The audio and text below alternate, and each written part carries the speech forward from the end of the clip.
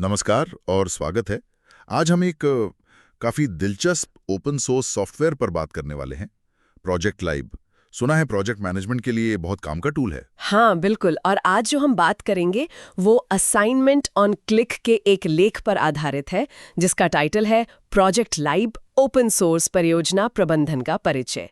तो सारा क्रेडिट उन्हीं को जाता है। सही कहा। तो हमारा मकसद है इस सॉफ्टवेयर को करीब से जानना, इसके बेसिक्स क्या हैं, क्या क्या कर सकता है और ये किसके लिए फ़ायदेमंद हो सकता है। शायद उन लोगों के लिए जो माइक्रोसॉफ्ट प्रोजेक्ट जैसे महंगे टूल्स का कोई अच्छा मुफ्त विकल्प ढूंढ रहे हैं। हाँ, और सिर्फ विकल्प ही नहीं बल्कि एक दमदार विकल्प। और ये जानना भी जरूरी है कि ये कितना पॉपुलर है। मतलब सोचिए 193 देशों में 7.7 मिलियन से ज्यादा डाउनलोड हो चुका है। अरे वाह, 7.7 मिलियन। हाँ, और 31 भाषाओं में उपलब्ध है। और सिर्फ इंडिविजुअल यूजर्स नहीं, 1700 से ज्यादा यूनिवर्सिटीज, फॉर्च्यून 500 कंपनियां, सरकारें, एनजीओज सब इस्तेमाल कर रहे हैं। इसे इन्फो वर्ल्ड का best of open source award भी मिला है। तो ये कोई छोटा मोटा टूल नहीं है। बिल्कुल। और मैंने सुना है ये ट्रेडिशनल प्रोजेक्ट मैनेजमेंट मेथड्स जैसे PMI, PRINCE2 इनके साथ साथ कुछ नई AI वाली चीजें भी लाता है। हाँ, ये इसका एक यूनिक कॉम्बिनेशन है। और एक और जरूरी बात, ये माइक्रोसॉफ्ट प्रोजेक्ट की फाइल्स .mpp के साथ कंपैटिबल है। ये बहुत लोगों के लिए बहुत मायने रखता है। बिल्कुल। तो चलिए एकदम शुरू से शुरू करते हैं। आसान शब्दों में ये प्रोजेक्ट लाइब्रेरी है क्या आखिर? देखिए, ये एक ओपन सोर्स मतलब मुफ्त में मिलने वाला डेस्कटॉप सॉफ्टवेयर है। इसे खास तौर पर माइक्रोसॉफ्ट प्रोजेक्ट के एक ऑल्टरनेटिव के तौर पर डिजाइन किया गया है। ये प्रोजेक्ट्स की प्लानिंग, शेड्यूलिंग, ट्रैकिंग और रिपोर्टिंग में मदद करता है। और इसका सबसे बड़ा फायदा क्या मानेंगे आप? जाहिर है मुफ्त होना एक बहुत बड़ी बात है, खासकर जब MS प्रोजेक्ट इतना महंगा है। हाँ, वो तो है ही। मतलब पहला और सबसे बड़ा आकर्षण तो कॉस्ट ही है। आप सोचिए, $1000 या उससे भी ज्यादा प्रति लाइसेंस बच सकता है। पर बात सिर्फ पैसे बचाने की नहीं है। ये सॉफ्टवेयर इंडस्ट्री स्टैंडर्ड्स पर बना है। PMI, PRINCE2, IPMA जैसे जो तरीके हैं उनको सपोर्ट करता है। और critical path method CPM scheduling का इस्तेमाल करता है। तो ये एक प्रॉपर प्रोफेशनल टूल है। ठीक है। तो अगर किसी को शुरू करना हो तो कैसे करें? इंस्टॉलेशन वगैरह कितना मुश्किल है? नहीं, बिल्कुल मुश्किल नहीं। आप इसे उनकी ऑफिशियल वेबसाइट या सोर्सफोर्ज से मुफ्त डाउनलोड कर सकते हैं। एक ही रिक्वायरमेंट है, आपके सिस्टम पर जावा रन टाइम एनवायरनमेंट मतलब JRE वर्जन 8 या उससे नया होना चाहिए। अच्छा, जावा चाहिए? अगर वो नहीं है तो उसे अलग से इंस्टॉल करना पड़ेगा, बस इतना ही। ये विंडोज़, मैकओएस, लिनक्स सब पर चलता है। विंडोज़ के लिए .exe फाइल, मैक के लिए .dmg। मैक पर कभी-कभी वो सिक्योरिटी वाला कुछ आता है ना? हाँ, मैक पर शायद आपको सिस्टम प्रेफरेंसेस में जाकर सिक्योरिटी एंड प्राइवेसी में इसे चलाने की परमिशन देनी पड़े। कभी-कभी मैक पर RJLOD एरर जैसा कुछ एरर आए तो जावा रीइंस्टॉल करके देख सकते हैं। लेकिन कुल मिलाकर इंस्टॉलेशन 5 मिनट का काम है। बढ़िया। और खुलने के बाद इसका इंटरफेस कैसा दिखता है? क्या नए लोग देखकर घबरा जाएंगे? नहीं, मुझे नहीं लगता। अगर किसी ने पहले माइक्रोसॉफ्ट प्रोजेक्ट या एक्सेल भी इस्तेमाल किया है तो ये काफ़ी जाना पहचाना सा लगेगा। लेफ्ट साइड में एक स्प्रेडशीट जैसी टेबल होती है जहां आप अपने टास्क वगैरह डालते हैं। अच्छा। और राइट साइड में एक ग्राफिकल व्यू होता है, ज्यादातर गैंट चार्ट जो टाइमलाइन दिखाता है। ऊपर मेनू बार, फाइल, एडिट, टूल बार सब स्टैंडर्ड है। शुरू करने वालों के लिए डिफ़ॉल्ट गैंट व्यू ठीक रहता है। ठीक है। तो जैसे एक्सेल में सेल पर डबल क्लिक करते हैं वैसे ही यहाँ टास्क पर कर सकते हैं। हाँ बिल्कुल, किसी भी टास्क वाली रो पर डबल क्लिक करें और आप उसकी डिटेल्स एडिट कर सकते हैं, जैसे ड्यूरेशन। मान लीजिए 5 दिन का काम है तो 5D लिख दिया। काफी इंट्यूटिव है। चलिए एक उदाहरण लेते हैं। मान लीजिए हमें एक वेबसाइट लॉन्च करनी है। इसे प्रोजेक्ट लैब में कैसे डालेंगे? बहुत आसान। आप टास्क टेबल में जाएंगे और एक एक करके काम लिखना शुरू करेंगे, हर काम एक नई लाइन में। जैसे पंक्ति 1, किक ऑफ मीटिंग, अवधि 1 दिन, तो आप ड्यूरेशन कॉलम में 1D लिखेंगे। डिजाइन वायरफ्रेम, अवधि 3 दिन, 3D। कोड विकसित करें, अवधि 5 दिन, 5D। टेस्टिंग, अवधि 2 दिन, 2D। लॉन्च, अवधि 1 दिन, 1D। अच्छा, और जैसे ही हम ये अवधि डालते हैं ये स्टार्ट और एंड डेट्स खुद कैलकुलेट कर लेता है? हाँ बिल्कुल। प्रोजेक्ट लाइब्रेरी आपके सेट किए हुए वर्किंग डेज के हिसाब से, जैसे सोमवार से शुक्रवार, वो डेट्स खुद ही कैलकुलेट कर लेता है। फिर आप फाइल सेव कर सकते हैं। इसका अपना फॉर्मेट .PODT है, या आप चाहें तो .MPP फॉर्मेट में एक्सपोर्ट भी कर सकते हैं। और गैंट चार्ट पर ये कैसा दिखेगा? बार्स बन जाएंगी? हाँ, गैंट चार्ट पर हर टास्क के लिए एक बार बन जाएगी।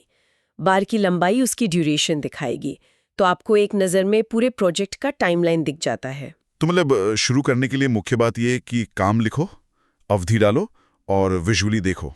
एग्जैक्टली, बेसिक लेवल पर यही है।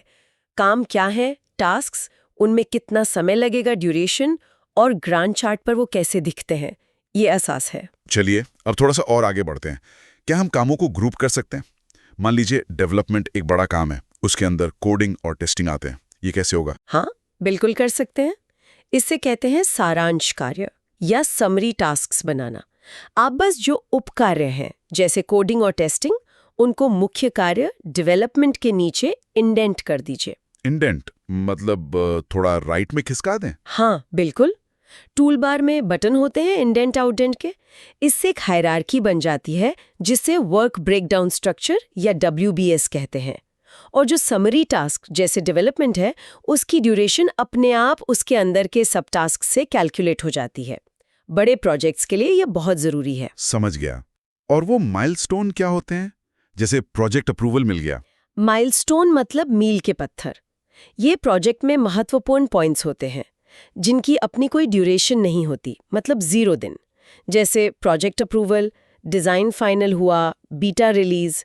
इनको बस 0D ड्यूरेशन के साथ टास्क लिस्ट में डालते हैं। और गैंट चार्ट पर? गैंट चार्ट पर ये एक छोटे से डायमंड या हीरे के निशान की तरह दिखते हैं। ये बस मार्कर होते हैं, दिखाते हैं कि एक महत्वपूर्ण पड़ाव आ गया है। ठीक है। नए लोग और क्या आम गलतियां करते हैं इसमें? एक कॉमन मिस्टेक होती है कैलेंडर को नज़रअंदाज करना। प्रोजेक्ट लाइब्रेरी डिफ़ॉल्ट रूप से मानता है कि शनिवार रविवार छुट्टी है। अगर आपकी टीम वीकेंड पर भी काम करती है या कोई खास छुट्टी है, तो आपको व्यू कैलेंडर में जाकर ये सेटिंग्स बदलनी होंगी। वरना शेड्यूल गड़बड़ हो जाएगा। हाँ, वरना आपका शेड्यूल असलियत से मैच नहीं करेगा। ठीक है, तो हमने काम बना लिए, ग्रुप कर लिया, लेकिन असल प्रोजेक्ट्स में काम एक के बाद एक होते हैं ना। जैसे टेस्टिंग तो कोडिंग के बाद ही होगी, इनको लिंक कैसे करें? बिल्कुल सही पॉइंट। यहीं पर आती है कार्य निर्भरता या टास्क डिपेंडेंसीज। ये प्रोजेक्ट प्लान को रियलिस्टिक बनाती हैं। आप प्रोजेक्ट लाइब्रेरी को बताते हैं कि कौन सा काम किस पर निर्भर है। ये कितने तरह की होती हैं? मेनली 4 तरह की होती हैं। Finish to start FS, start to start SS, finish to finish FF और स्टार्ट टू फिनिश SF। लेकिन सबसे ज्यादा मतलब 90% टाइम फिनिश टू स्टार्ट ही इस्तेमाल होती है। फिनिश टू स्टार्ट मतलब एक खत्म होगा तब दूसरा शुरू होगा। हाँ, जैसे कोड विकसित करे टास्क 3 खत्म होगा तभी टेस्टिंग टास्क 4 शुरू हो सकती है। लिंक करना बहुत आसान है।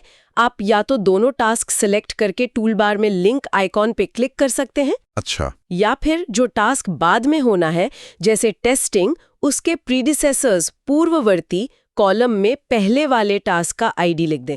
जैसे टेस्टिंग के लिए लिख देंगे 3FS। हमारे वेबसाइट वाले उदाहरण में कोड विकसित करें टास्क 3 से पहले डिजाइन वायरफ्रेम टास्क 2 था, तो कोडिंग के प्रीडिसेसर कॉलम में 2FS लिखेंगे और टेस्टिंग टास्क 4 के लिए 3FS। बिल्कुल। और आप इसमें लैग या लीड टाइम भी जोड़ सकते हैं। मान लीजिए कोडिंग के बाद आपको 1 दिन का बफर चाहिए टेस्टिंग शुरू करने से पहले, तो आप लिखेंगे 3FS + 1D। अच्छा, मतलब 1 दिन रुककर शुरू करो। हाँ, और गैंट चार्ट पर इन लिंक्स को दिखाने के लिए एरो बन जाते हैं एक टास्क से दूसरे तक। मैंने कभी-कभी गैंट चार्ट में कुछ बार्स लाल रंग की देखी हैं, वो क्या होती हैं? वो होता है क्रिटिकल पाथ। ये उन कामों की चेन होती है जिनमें अगर जरा सी भी देरी हुई तो पूरा का पूरा प्रोजेक्ट लेट हो जाएगा। ओह, तो इन पर खास ध्यान देना होता है। हाँ, प्रोजेक्ट मैनेजर का फोकस इन्हीं क्रिटिकल टास्क पर सबसे ज्यादा रहता है। प्रोजेक्ट लाइब्रेरी ये क्रिटिकल पाथ खुद ही पहचान लेता है और उन्हें अक्सर लाल रंग में दिखाता है। ठीक है, काम हो गए, उनकी सीक्वेंसिंग हो गई। अब बात करते हैं कि इन कामों को करेगा कौन, मतलब रिसोर्सेज, लोग, सामान। हाँ, ये प्रोजेक्ट मैनेजमेंट का बहुत अहम हिस्सा है। संसाधन प्रबंधन या रिसोर्स मैनेजमेंट। प्रोजेक्ट लाइब में आप रिसोर्सेज बना सकते हैं। ये 3 तरह के हो सकते हैं। एक तो वर्क टाइप यानी लोग या टीमें, जैसे डेवलपर, डिजाइनर। हाँ, दूसरा मटेरियल यानी कोई सामान जैसे सर्वर स्पेस, सीमेंट, और तीसरा कॉस्ट यानी कोई फिक्स्ड खर्चा जैसे ट्रैवल एक्सपेंस। इनको बनाते कैसे हैं और फिर टास्क पर असाइन कैसे करते हैं? आप व्यू मेन्यू में जाकर रिसोर्सेज व्यू खोल सकते हैं। वहां आप लिस्ट बना सकते हैं जैसे developer, type work, standard rate $50 घंटा, उपलब्धता 8 घंटे दिन, या server type material, cost use ₹100। फिर किसी भी टास्क पर डबल क्लिक करके उसकी रिसोर्सेज टैब में जाएं और वहां से रिसोर्स असाइन कर दें। ठीक है, अब मान लीजिए कोड विकसित करे वाला काम 5 दिन का था। अगर हमने उस पर एक फुल टाइम डेवलपर असाइन किया तो क्या ड्यूरेशन बदलेगी? ये इस बात पर डिपेंड करता है कि उस काम में कुल कितना वर्क या एफर्ट लगना है।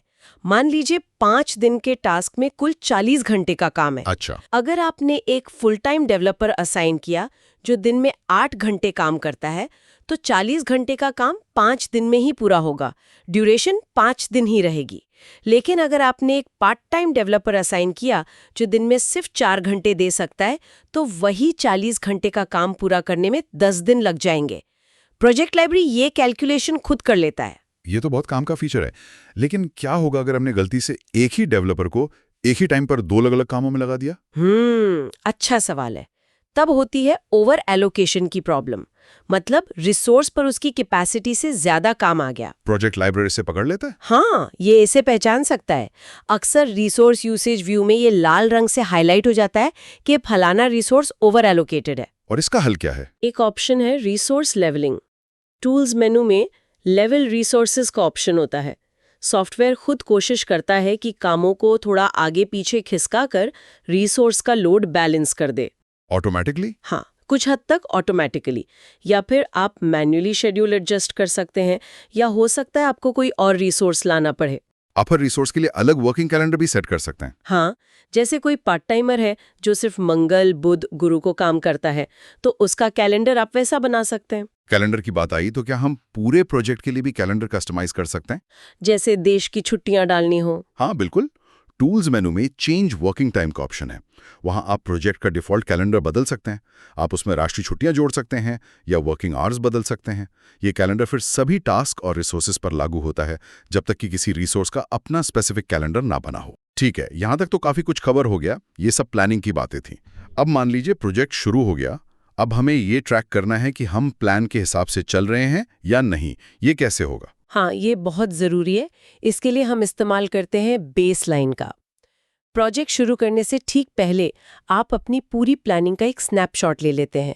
इसी स्नैपशॉट को बेसलाइन कहते हैं। स्नैपशॉट मतलब एक कॉपी सेव कर ली प्लान की? हाँ, एक तरह से। प्रोजेक्ट मेन्यू में सेट बेसलाइन का ऑप्शन होता है। आप इसे सेट कर देते हैं। ये आपकी ओरिजिनल योजना है, क्या सोचा था, कब होगा, कितना खर्चा आएगा वगैरह। ठीक है, बेसलाइन सेट कर दी। फिर जैसे जैसे काम असल में होता है, आप हर टास्क का % कंप्लीट अपडेट करते रहते हैं, 0% से 100% तक। अच्छा, मैनुअली डालना पड़ता है? हाँ, ये आपको अपडेट करना होता है कि कितना काम हो गया। अब आप व्यू मेन्यू में जाकर ट्रैकिंग गैंट व्यू देख सकते हैं। Tracking Gantt? हाँ, ये व्यू आपको 2 तरह की बार्स दिखाता है। एक तो आपकी बेसलाइन वाली बार्स जो आपने प्लान किया था, और दूसरी एक्चुअल प्रोग्रेस वाली बार्स जो असल में हो रहा है। इनको साथ साथ देखकर तुरंत पता चल जाता है कि आप शेड्यूल से आगे हैं, पीछे हैं, या बिल्कुल टाइम पर। ये तो बहुत बढ़िया है विजुअल कंपैरिजन के लिए। ये तो हुई शेड्यूल की बात। लेकिन प्रोजेक्ट में तो कॉस्ट और स्कोप, कितना काम करना है, भी होता है। क्या इन तीनों को एक साथ ट्रैक करने का कोई तरीका है? बिल्कुल है, और यहीं पर आती है एक थोड़ी एडवांस्ड लेकिन बहुत powerful technique, earned value management या EVM। EVM, earned value management, ये क्या चीज है? ये एक मेथड है जो प्रोजेक्ट के 3 सबसे जरूरी पहलुओं, स्कोप, शेड्यूल और कॉस्ट को एक साथ इंटीग्रेट करके देखता है। ये आपको प्रोजेक्ट की हेल्थ की एक बहुत ही साफ तस्वीर देता है। सुनने में थोड़ा कॉम्प्लिकेटेड लग रहा है। हाँ, शुरू में लग सकता है, पर इसका कॉन्सेप्ट सिंपल है। EVM 3 मुख्य मैट्रिक्स पर फोकस करता है। 1, प्लान्ड वैल्यू PV, आज के तारीख तक प्लान के हिसाब से कितने रुपए का काम हो जाना चाहिए था। 2, अर्न्ड वैल्यू EV, आज के तारीख तक असल में कितने रुपए का काम पूरा हुआ है। 3, एक्चुअल कॉस्ट AC, उस असल में पूरे हुए काम पर असल में कितना खर्चा आया है। ओके, PV, EV, AC, ये 3 वैल्यूज मिल गई। फिर इनका क्या करते हैं? फिर हम इनकी तुलना करते हैं। इससे 2 बहुत महत्वपूर्ण इंडेक्स निकलते हैं। पहला है कॉस्ट परफॉर्मेंस इंडेक्स यानी CPI। इसका फॉर्मूला है EVAC, ये बताता है कि आपने जितने पैसे खर्च किए उसके बदले में आपको कितने वैल्यू का काम मिला। अगर CPI 1 से कम है मतलब आप बजट से ज्यादा खर्च कर रहे हैं। अच्छा। और दूसरा है शेड्यूल परफॉर्मेंस इंडेक्स यानी SPI। इसका फॉर्मूला है EVPV। ये बताता है कि आप प्लान किए गए शेड्यूल के मुकाबले कितना काम पूरा कर पाए हैं। अगर SPI भी 1 से कम है मतलब आप शेड्यूल से पीछे चल रहे हैं। एक उदाहरण से समझाएंगे। मान लीजिए $10,000 का प्रोजेक्ट है। आज तक आधा काम यानी $5,000 की वैल्यू का PV हो जाना चाहिए था, और मान लीजिए आधा काम हो भी गया है, EV भी $5,000, लेकिन इस आधे काम को करने में $6,000 खर्च हो गए। AC बराबर 6,000। ठीक है, तो इस केस में CPI होगा 5,000 6,000 बराबर 0.83। क्योंकि ये 1 से कम है, इसका मतलब आप ओवर बजट है।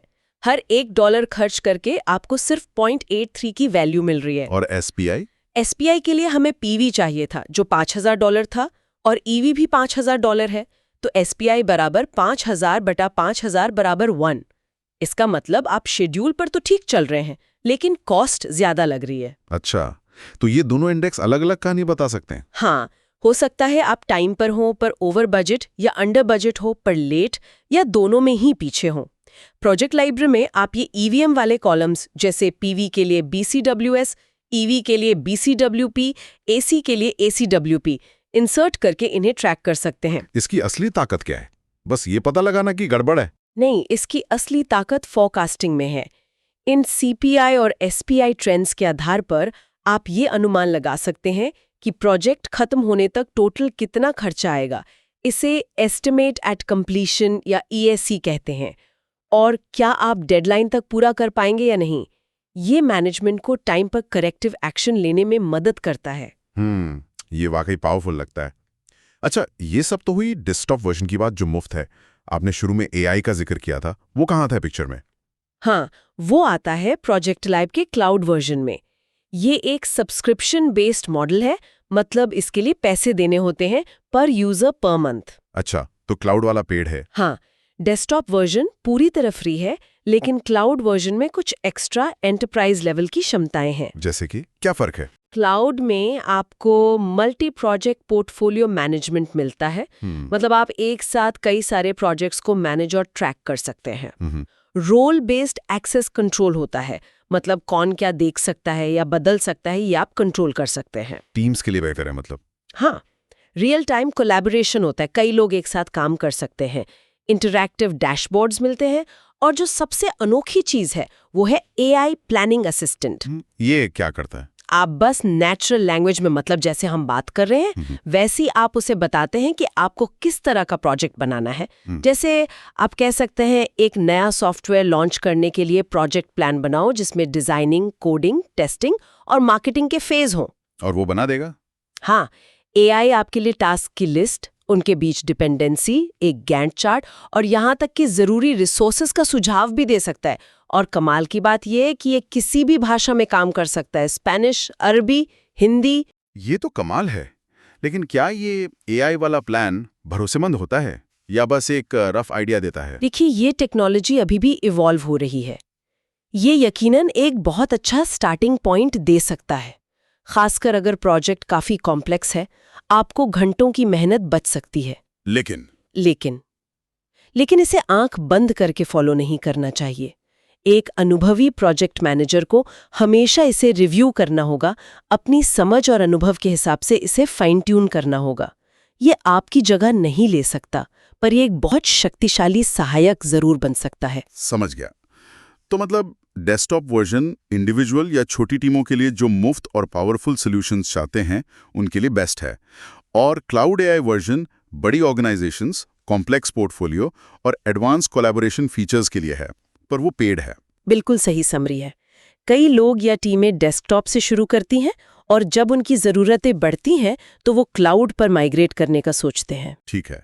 अब मान लीजिए कोई प्रोजेक्ट लाइब्रेरी इस्तेमाल करना शुरू करता है, कोई खास टिप्स या बेस्ट प्रैक्टिसेस जो आप शेयर करना चाहें? हाँ, कुछ चीज़ें हैं जो मदद कर सकती हैं। सबसे पहले हमेशा WBS यानी वर्क ब्रेकडाउन स्ट्रक्चर बनाकर शुरू करें। बड़े काम को छोटे मैनेजेबल टुकड़ों में तोड़ना बहुत ज़रूरी है। जैसे ही आपकी इनिशियल प्लानिंग हो जाए, तुरंत बेसलाइन सेट कर दें। बिना बेसलाइन के प्रोग्रेस ट्रैक करना बहुत मुश्किल हो जाता है। प्रोग्रेस को रेगुलरली अपडेट करें, हफ्ते में एक बार जरूर देखें कि कहाँ पहुंचे हैं। अगर ईवीएम इस्तेमाल कर रहे हैं तो उसकी समीक्षा भी करें। रिसोर्सेज ध्यान से असाइन करें और ओवर एलोकेशन पर नजर रखें। लेवलिंग टूल का इस्तेमाल समझदारी से करें। और अगर क्लाउड एआई का इस्तेमाल कर रहे हैं तो अपने प्रॉम्प्ट्स को जितना हो सके क्लियर और डिटेल रखें। गार्बेज इन गार्बेज आउट वाला हिसाब यहाँ भी लागू होता है। सही है। और अगर कोई प्रॉब्लम आती है, कोई टेक्निकल इशू, तो मदद कहाँ से मिल सकती है? कम्युनिटी सपोर्ट कैसा है? क्योंकि ये ओपन सोर्स है, इसकी एक काफ़ी एक्टिव कम्युनिटी है। सोर्सफॉर्ज पर या प्रोजेक्ट लाइव की अपनी वेबसाइट पर आपको फॉरम्स मिल जाएंगे। आप वहाँ अपने सवाल पोस्ट कर सकते हैं और अक्सर दूसरे यूजर्स या कभी-कभी डेवलपर्स खुद भी जवाब दे देते हैं। ये तो ओपन सोर्स का एक बड़ा फायदा है। हाँ, बिल्कुल। बहुत बढ़िया। तो कुल मिलाकर प्रोजेक्ट लाइव एक वाकई में काफी सक्षम और फ्लेक्सिबल समाधान नजर आता है। सिंगल यूजर से लेकर बड़ी टीमों तक सबके लिए कुछ ना कुछ है। और ये उन लोगों के लिए तो एक ज़बरदस्त ऑप्शन है जो बिना भारी भरकम लाइसेंस फीस दिए एक पावरफुल प्रोजेक्ट मैनेजमेंट टूल चाहते हैं। हाँ, ये दिखाता है कि ओपन सोर्स सॉफ्टवेयर भी कितना मैच्योर और एंटरप्राइज रेडी हो सकता है। मुफ्त डेस्कटॉप वर्जन अपने आप में बहुत कुछ कर सकता है और क्लाउड एआई वाला ऑप्शन इसे फ्यूचर प्रूफ भी बनाता है। इसका वैल्यू प्रोपोजिशन बहुत क्लियर है। बिल्कुल। तो आज की इस पूरी बातचीत से एक सवाल मेरे मन में आ रहा है। जैसे जैसे एआई प्रोजेक्ट मैनेजमेंट में और इंटीग्रेट हो रहा है, जैसा कि प्रोजेक्ट लाइव क्लाउड में दिख रहा है, तो ह्यूमन इंट्यूशन और एक्सपीरियंस की जगह कहाँ होगी? खासकर तब जब प्लान के मुताबिक चीजें नहीं चलती, जब कुछ अनपेक्षित चुनौतियां आती हैं, तब क्या एआई से बनी योजना ज्यादा काम आएगी या एक अनुभवी मैनेजर का तुरंत लिया गया फैसला? मुझे लगता है इस पर सोचने के लिए काफी कुछ है कि भविष्य में ये संतुलन कैसे बनेगा।